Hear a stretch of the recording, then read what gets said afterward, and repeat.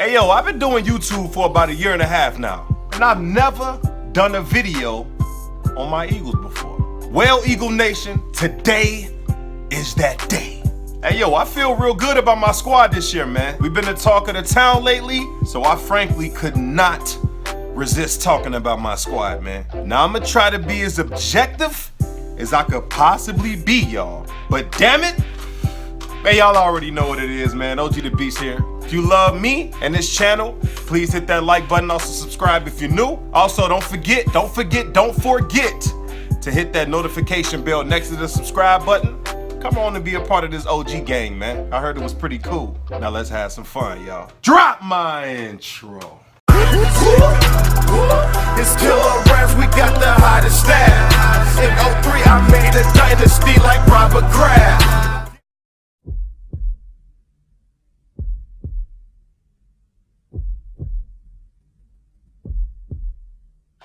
Get this off for the 2-minute warning. A little surprise. Foles back, throws. Intercepted. Went right through Jeffrey's hands. It's Lattimore.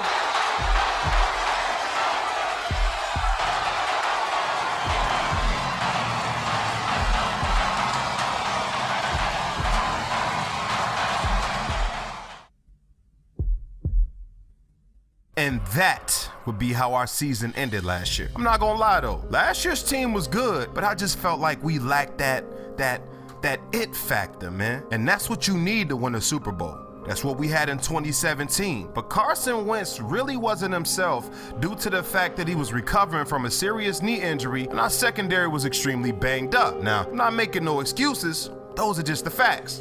But this season, y'all, so far, knock on wood, we are healthy and ready to make a serious push, in my opinion. Super Bowl push I'm talking about. Not no stupid ass playoffs. Yeah, I said it. The Philadelphia Eagles will be in the Super Bowl this season. Mark my words. I can feel it in my bones, y'all. All we gotta do is stay healthy and we'll be there. But hear me out. Now, championships are won through the division. The recipe to making the playoffs, of course, is to win your division. It's the only way to guarantee a spot, regardless of your record. So let's talk about that first. The NFC East used to be one of the best divisions in the league, but even when it wasn't, it was always competitive for as long as I can remember. But this season, things seem to be pointing in the direction of my Eagles when it comes to favorites to come out the NFC East. Here's why. Hey yo, it's been a lot of drama going on in our division this season, and honestly, I can't say that I feel bad for any one of the teams. I mean, the Washington Redskins are a disaster. Let's start with them first. They haven't even been relevant in years, and it seems to me that they starting over with the departure of Cousins last season and the acquisition of rookie Dwayne Haskins. All-pro left tackle Trent Williams is also holding out for a contract extension. His absence will take away from an already shaky offensive line if he misses any extended time. I mean, they ain't got no wideouts, and the only upside to me, in my opinion, is Darius Geis out of LSU, who I like, but he's coming off a serious knee injury he sustained last season. Can't be good. The New York softball Giants ain't doing no better, y'all. Trading Odell Beckham to the Browns also traded their NFL relevancy. Things seem to be getting worse for this franchise, with the team already losing one of the best wideouts in the game, now suffering multiple injuries in that same position. Corey Coleman had an ACL injury, and Sterling Shepard broke his thumb during the first day of training camp. I mean, the Giants literally got me, you, and your best friend catching passes for him this season.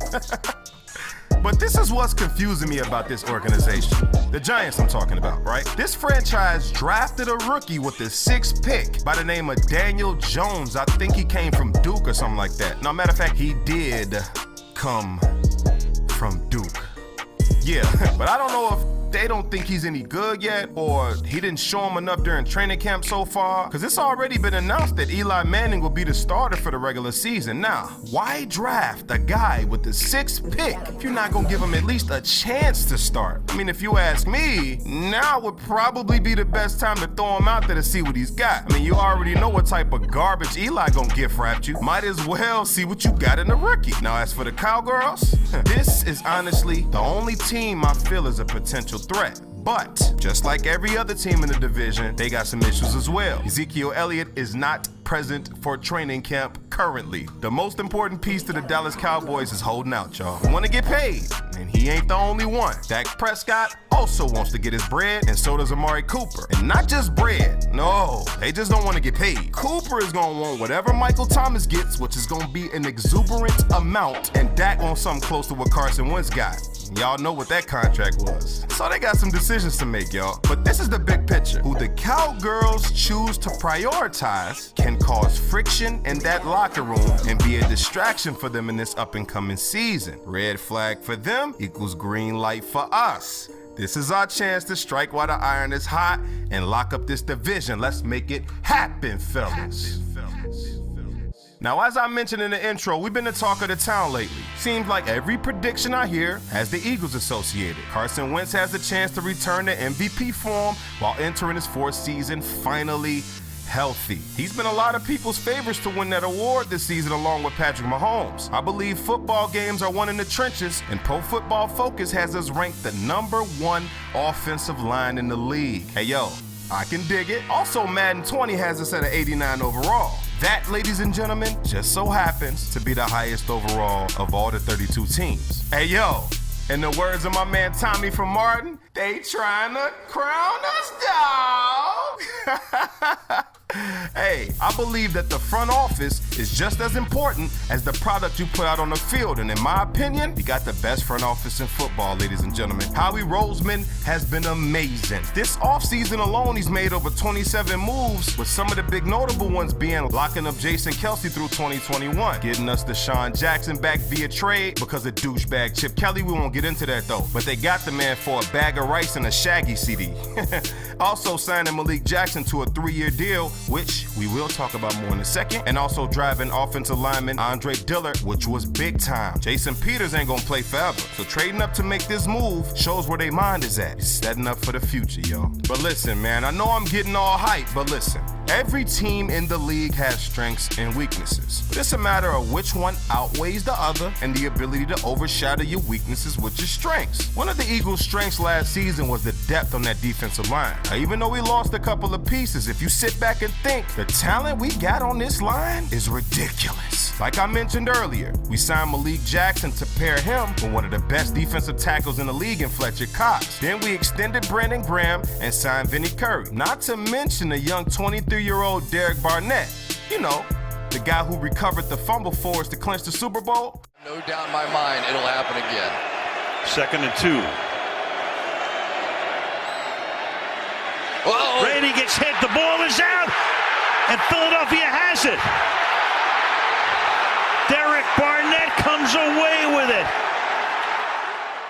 Yeah, him. So not only do we have the best O-line on paper, we also got the best D-line on paper. Barnett and Graham on the end with Cox and Jackson on the inside. Oh, that's nasty, y'all. Now, on the opposite side of the spectrum, our weakness last year was our secondary. Like I said, I mean, it seemed like any and everybody could pass on us last year, and we ranked last in that category to show for it. But with us being healthy now, I feel like Rodney McLeod and Malcolm Jenkins can hold it down. Corners Jalen Mills and Ronald Darby will hold it down too this year in that secondary. Mark my words. Not to mention, I just found out we went out and got Orlando Scandrick. Hey, that is big time. Man, me telling y'all how elated I am for this team would be an understatement. Wentz is healthy. Ertz was second in the league in catches last year. Now we add a healthy Alshon who was banged up last season to pair with Deshaun Jackson, who you have to watch or he'll take the top off the defense. Nelson Aguilar has also found a home in that slot, so who can you double? We also acquired Pro Bowl running back Jordan Howard, and we drafted Miles Sanders while re-signing Darren Sproles for another year. Man, watch us have a top 5 rushing attack and a top 10 defense this season. Best O-line, best D-line, great weapons offensively for Carson to work. Now let's go be the best offense in football, y'all. Fly, Eagles, fly.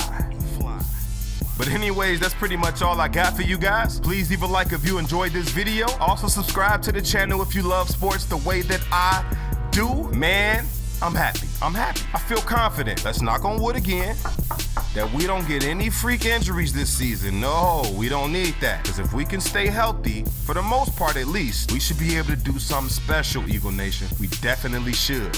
Hey, yo, where my Eagles fans at? Hashtag Eagle Nation in the comments if you feel the way that I feel. I can't wait. It's been a doozy, y'all, and as always, OG out.